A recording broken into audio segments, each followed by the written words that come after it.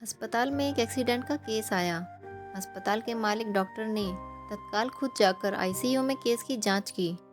2-3 घंटे के ऑपरेशन के बाद डॉक्टर बाहर आया और अपने स्टाफ को कहा कि इस व्यक्ति को किसी प्रकार की कमी या तकलीफ ना हो और उससे इलाज व दवा के पैसे ना लेने के लिए भी कहा। तकरीबन 15 दिन तक मरीज अस्पताल में रहा। जब बिल्कुल ठीक हो गया और उसको डिस्चार्ज करने का दिन आया तो उस मरीज का तकरीबन 5 लाख रुपए का बिल अस्पताल के मालिक और डॉक्टर की टेबल पर आया। डॉक्टर ने अपने अकाउंट मैनेजर को बुलाकर कहा, इस व्यक्ति से एक पैसा भी नहीं लेना है।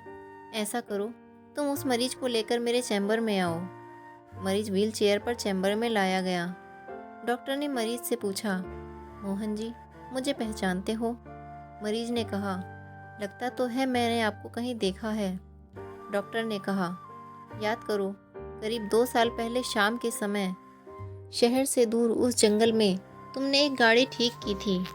उस रोज मैं परिवार सहित पिकनिक मनाकर लौट रहा था कि अचानक कार में से धुआं निकलने लगा और गाड़ी बंद हो गई। कार एक तरफ खड़ी कर हम लोगों ने चालू करने की कोशिश की, परंतु कार चालू नहीं हुई। अंधेरा थोड़ा थोड़ा घिरने लगा था। चारों ओर जंगल और सुनसान था। परिवार के हर सदस्य के चेहरे पर चिंता और भय की लकीरें दिखने लगी थी और सब भगवान से प्रार्थना कर रहे थे कि कोई मदद मिल जाए। थोड़ी ही देर में चमत्कार हुआ। बाइक के ऊपर तुम आते हुए दिखाई पड़े। हम सब ने दया की नज़र से हाथ ऊंचा करके तुमको रुकने का इशारा किया।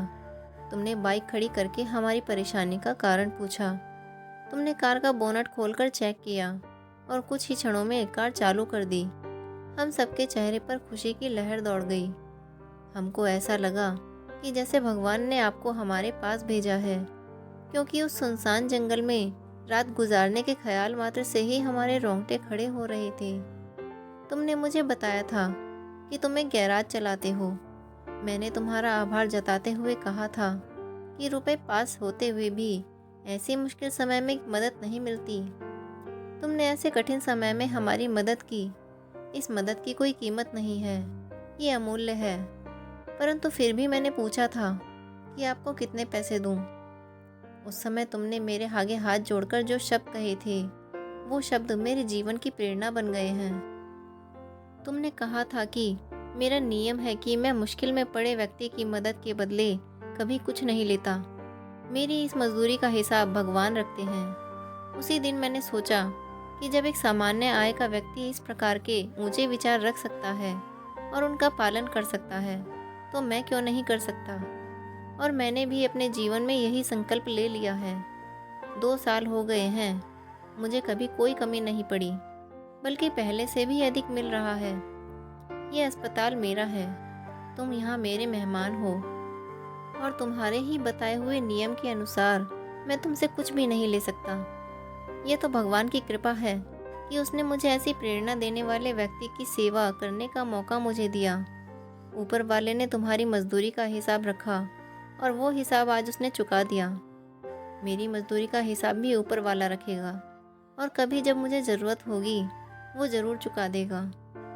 डॉक्टर ने मोहन से कहा, तुम आराम से घर जाओ और कभी भी कोई तकलीफ हो तो बिना संकोच के मेरे पास आ सकते हो। मोहन ने जाते हुए चैम्बर में रखी भगवान कृष्ण की तस्वीर के सामने हाथ जोड़कर कहा कि हे प्रभु, आपने आज मेरे कर्म का पूरा हिसाब ब्याज समेत चुका दिया। मनुष्य का इस जीवन में अपना कुछ भी नहीं। वह अपने साथ यदि कुछ लाता है तो वे उसके अच्छे कर्म ही होते हैं। दोस्तों, कहानी को अंत तक सुनने के लिए धन्यवाद। अगर आपको कहानी पसंद आई तो लाइक और कमेंट करके ज़रूर बताएं और चैनल को सब्सक्राइब करना ना भूलें।